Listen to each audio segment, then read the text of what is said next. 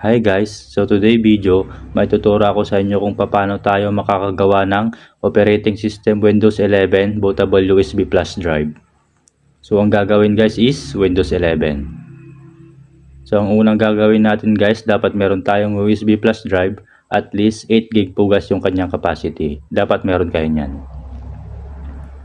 Okay, so i-plug lang natin sa ating laptop or PC. And then, punta tayo sa File Explorer and right-click natin yung flash drive and format. And start. Click OK. And may magpa-pop up pa. Okay. Close. Then next, punta tayo sa Google Chrome and search Rufus.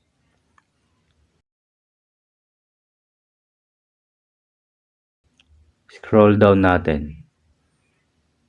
And ito yung i-click natin, Rufus 4.7 XA standard. And i-download natin.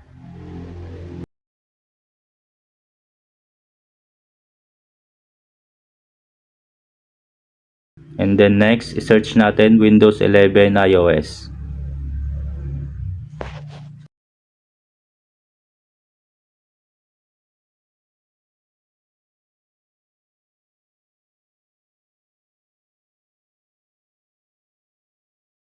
And isa-select natin ang Windows 11 Multi-Edition.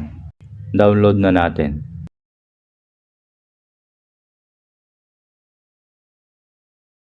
Ang i-click nyo dito is English United States.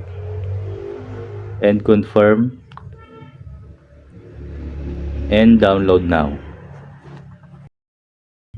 Wait natin hanggang matapos.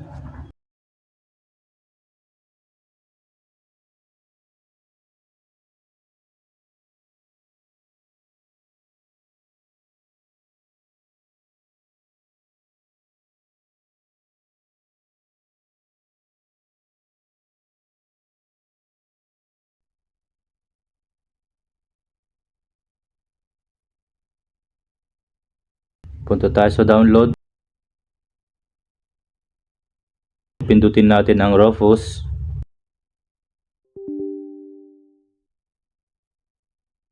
Select lang po natin. Hanapin natin yung Windows ISO file. Click lang po natin yan. Halimbawang na-download nyo na. Tapos open natin.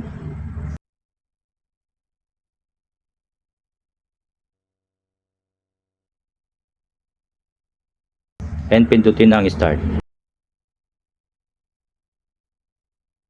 Okay. Okay ulit. And wait natin hanggang matapos.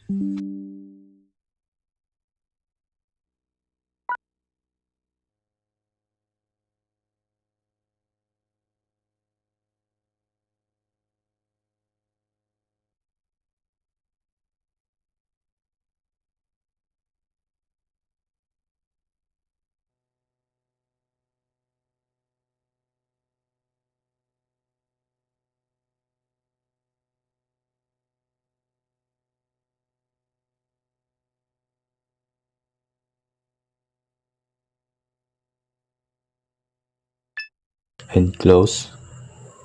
And punta tayo sa File Explorer. And pindutin natin ang flash drive. And yan na, tapos na, na-download na natin ang operating system Windows 11.